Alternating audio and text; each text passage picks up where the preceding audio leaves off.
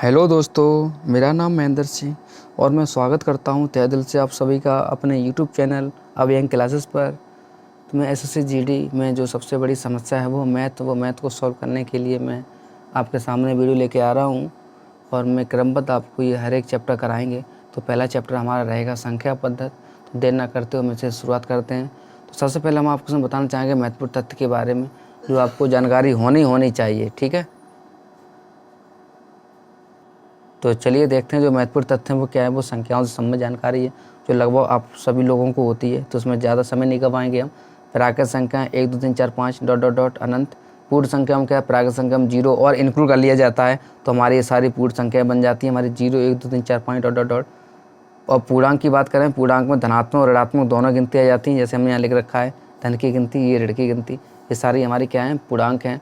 सम संख्या जिसमें 2 का भाग चला जाता है वो सारी हमारी सम संख्याएं होती हैं। 0 भी एक हमारी सम संख्या है, पता होनी चाहिए ये बात। 2 4 6 8 विषम संख्याएं 1 3 5 जिसमें 2 का भाग नहीं जाता है वो सारी विषम संख्याएं होती हैं।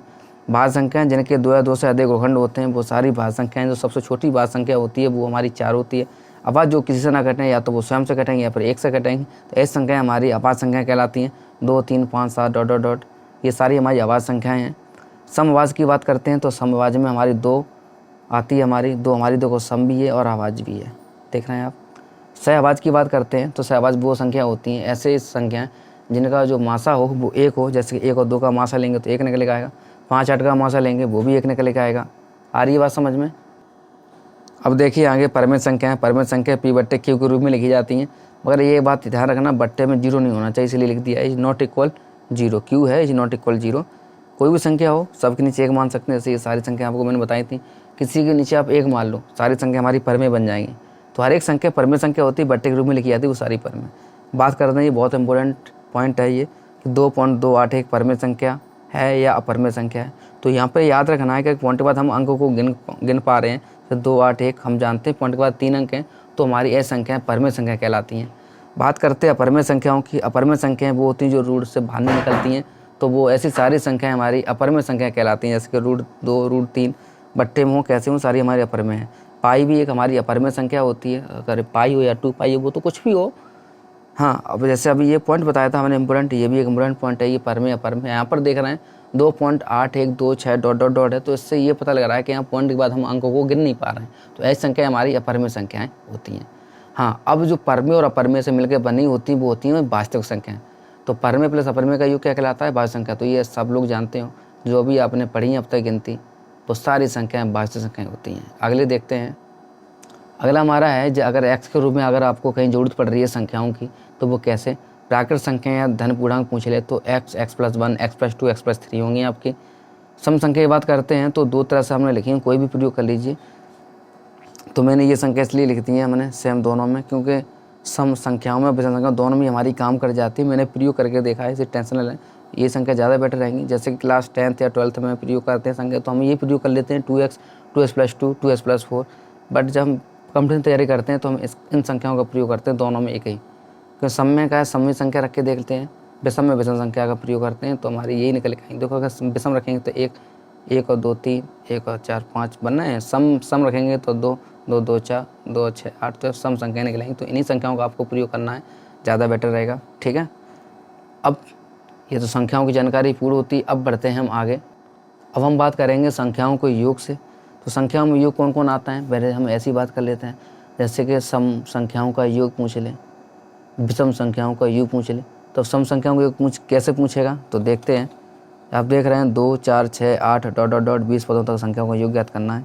अगर ऐसी कोई संख्या आ रही है तो इसके लिए सूत्र होता है 2 4 6 डॉट डॉट डॉट प्लस में है सब n, तो n+1 आपको लगा देना है, टेंशन फ्री होकर आपको तुरंत जवाब आ जाएगा। तो n लास्ट संख्या होती है, एक जोड़ देंगे 21 20 और 21 गुणा करेंगे 420 हो गया। अब आगे बढ़ते हैं। ये हमारी विषम संख्या है, विषम संख्याओं में पूछा 50 पदों तक योग आपको ज्ञात करना है। तो ऐसी कोई अगर विषम संख्याओं का योग पूछ रहा है, लास्ट पर पता है 50 पदों तक ही लिखाना, तो उसका ही वर्ग कर दो 50 का ही। 50 का वर्ग क्या हो गया 2500, इसका उत्तर हो गया। शुद्ध रखा है, थोड़ी मिस्टेक हो गई, n वहाँ पद लिखना भूल गए। ठीक है, आगे बढ़ते हैं। इसी में कहा है तो वहाँ पद लिखा था 50 पदों का योग, मगर यहाँ पर लास्ट पद दे रखा है 19 है आपका। ऐसे के लिए सूत्र होता है आपका n+1/2 का होल वर्ग कर देना आपको। लास्ट क्या है आपका 19 में एक जोड़ देंगे 20/2 का वर्ग, कितना हो जाएगा 10, 10 का वर्ग कितना हो गया 100। देर ना करते हुए आगे बढ़ते हैं। अगर वो पूछे संख्याओं के वर्गों का योग पूछ ले, कितने तक ही पूछ ले वो, तो इसके लिए हमने ये सूत्र लिख रखा है आपका 1 का वर्ग, 2 का वर्ग, 3 का वर्ग, डॉट डॉट डॉट n का वर्ग। सूत्र होता है n+1 2n+1 बट्टे 6। थोड़ा तेज़ बोल रहा है, थोड़ा कॉपरेट कीजिए क्योंकि टाइम इतना है नहीं और मुझे सिलेबस इसी में खींचना है, जल्दी जल्दी आपका सिलेबस पूरा कराना है मुझे, तो इसलिए।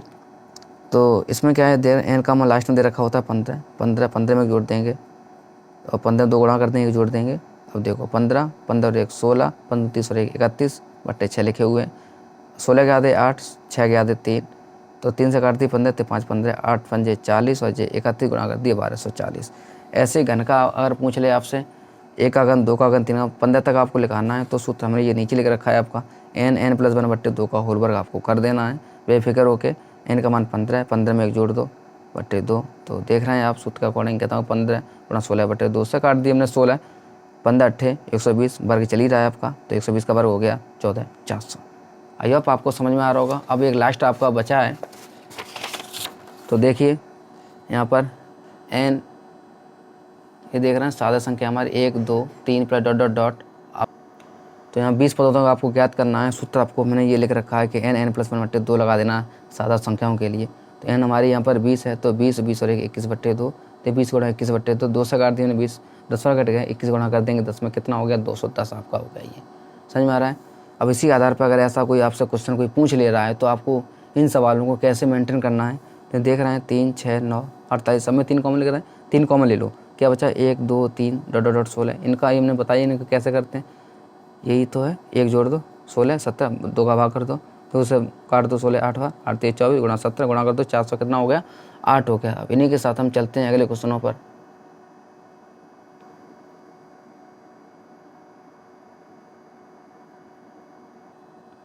तो इस वीडियो में इतना ही, संख्याओं समेत आपको मैंने बताया। अब संख्या पद के सवाल को उठाते हैं और आपको अगले वीडियो में बताते हैं। अगर मेरी वीडियो अच्छी लगी हो तो लाइक करें, सब्सक्राइब करें और आगे शेयर करें। ठीक, धन्यवाद।